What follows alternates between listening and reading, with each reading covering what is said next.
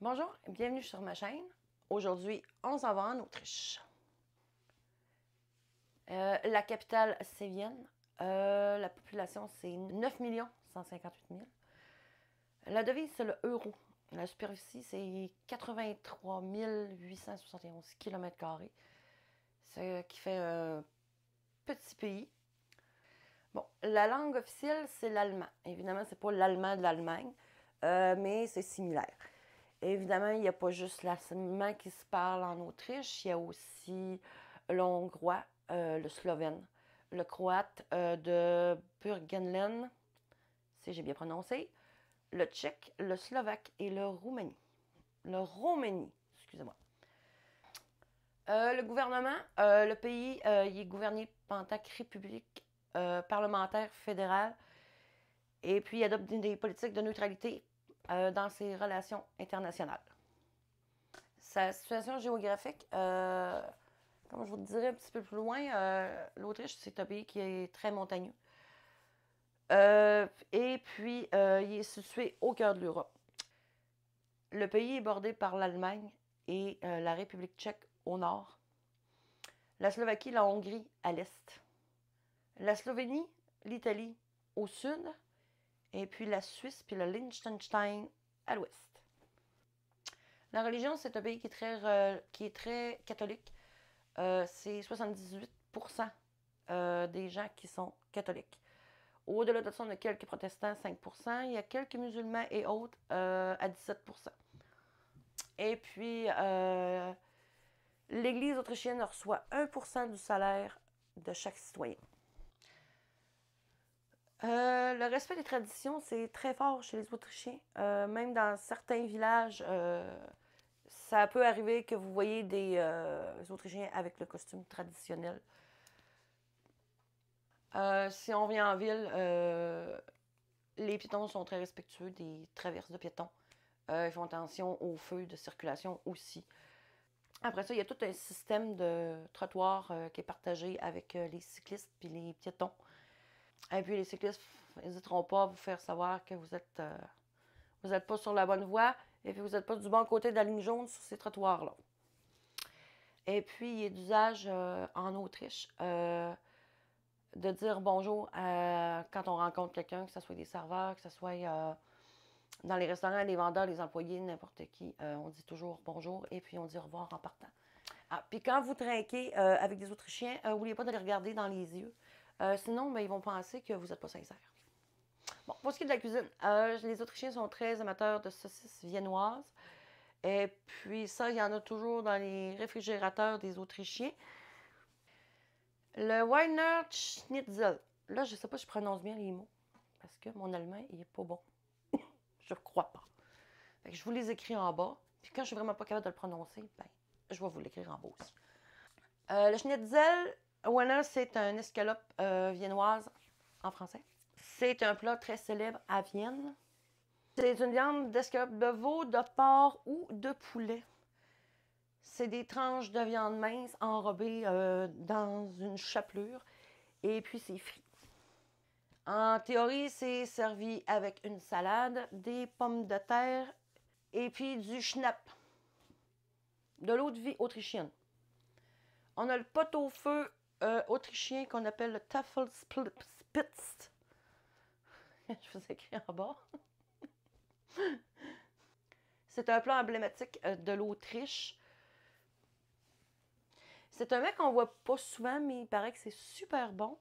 C'est composé de queue de bœuf ou de veau. C'est bouilli avec différents légumes.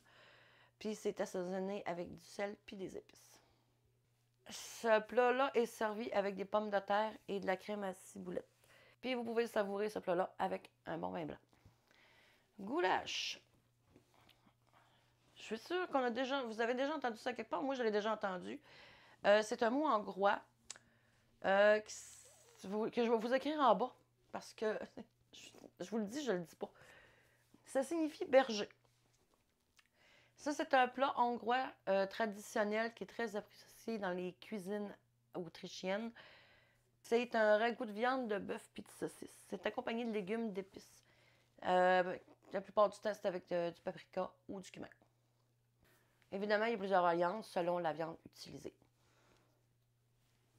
Les nadel, que je vous écris en bas, ou gnocchi. C'est une spécialité de l'Autriche. C'est des petites boulettes de pâte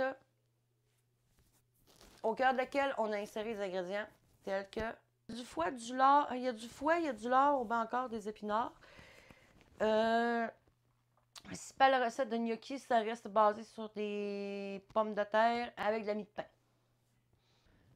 Vous avez la salade de pommes de terre à la viennoise. C'est préparé avec de l'huile, du vinaigre et puis un peu de moutarde. Il y a des oignons, il y a des épices. Et puis, il y a certaines recettes qui incluent le bouillon de poulet ou de viande. Lors des fêtes autrichiennes, c'est souvent servi qu'on appelle un Schweinebraten, que je vous mets en bas. C'est également appelé un rôti de porc braisé. C'est un déjeuner traditionnel du dimanche des fêtes en Autriche. C'est des longes de porc servies en croûte croquante. C'est assaisonné avec du sel, de l'ail, du poivre. Et puis, c'est servi avec les gnocchis de tantôt que je vous parlais, la choucroute, la salade de pommes de terre. Et puis, ça, c'est servi avec des liqueurs ou de l'eau de vie. Et puis, pour la cuisine, je finis avec les crèmes de l'empereur, que je vais vous écrire en bas en allemand parce que je... Non, je ne le dis pas celui-là. Les Viennois sont des grands amateurs de dessert et puis ils apprécient beaucoup cette recette-là parce que c'est très sucré. Et puis ça, c'est une recette avec une base de pâte à crêpes. C'est des crêpes. Et puis c'est allégé avec des blancs d'œufs montés en neige. Et puis ça, c'est servi avec toutes sortes de choses comme des morceaux de pommes, des noix, des raisins. Les anecdotes. J'imagine que je vous apprends rien en vous disant que 60% de l'Autriche, c'est des Alpes. Les Alpes autrichiennes. Il y a 731 montagnes en Autriche. La plus haute, elle a 3000 mètres. Il y a 4500 espèces de végétaux différents. Et puis, évidemment, imaginez bien que les paysages en Autriche, c'est à couper le souffle, c'est très, très beau. La plus haute chute d'Europe se trouve en Autriche. On appelle ça les chutes Krim, que je vous écris en bas. C'est des cascades qui culminent à 385 mètres de haut. Ça doit être très beau à voir. D'ailleurs, c'est 400 000 visiteurs chaque année qui vont voir ces chutes-là. Et puis, évidemment, c'est comme du surtourisme parce qu'à force de marcher dans les sentiers, puis ils s'ajoutent des déchets à terre, ben, ça brise un peu la nature. Le pays a vu passer des grands compositeurs qui sont de renommée mondiale aujourd'hui. Et puis, ça vient pour la plupart de l'Europe. On a notamment Johann Strauss, Mozart, Beethoven, Schubert. Et puis la capitale de l'Autriche, Vienne, est reconnue pour être l'épicentre mondial de la musique classique. On a l'Opéra de Vienne.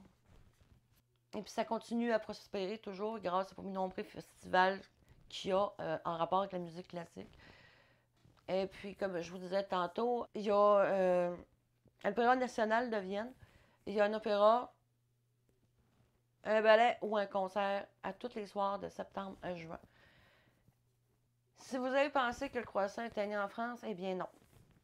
Évidemment, la France a créé son propre croissant, mais l'origine du croissant en Allemagne vient d'Autriche. Vienne apparaît régulièrement dans les classements ou dans les villes où il fait bon vivre. Dans le top 5, il y a différents indices de qualité qui sont utilisés pour coter ces villes-là, comme la sécurité dans les villes, le taux de criminalité, la qualité de vie. Et puis, comme Vienne est une propriété irréprochable, eh ben, les services de transport sont bien développés. Il y a d'autres critères qui entrent en ligne, comme le haut pouvoir d'achat, les bons services publics, le service de santé, le faible taux de chômage. C'est tous des critères qui font que l'Autriche est un pays qui est très bon à vivre. Et puis, je finis avec la plus grande grotte de glace au monde. Elle se trouve en Autriche. Elle est nichée dans le massif du Tennen, que je vous écris en bas comme d'habitude. Je ne sais pas si je l'ai bien prononcé. C'est un fabuleux édifice naturel qui s'étend sur 42 km et puis qui offre des formations glacées spectaculaires. Et puis voilà, c'est comme ça que je finis ma vidéo sur l'Autriche. J'espère que vous avez aimé. N'oubliez pas de vous abonner, de liker la vidéo, de mettre des commentaires, de partager la vidéo. Et puis, ben, on se retrouve prochaine vidéo la prochaine fois. Merci. Bye.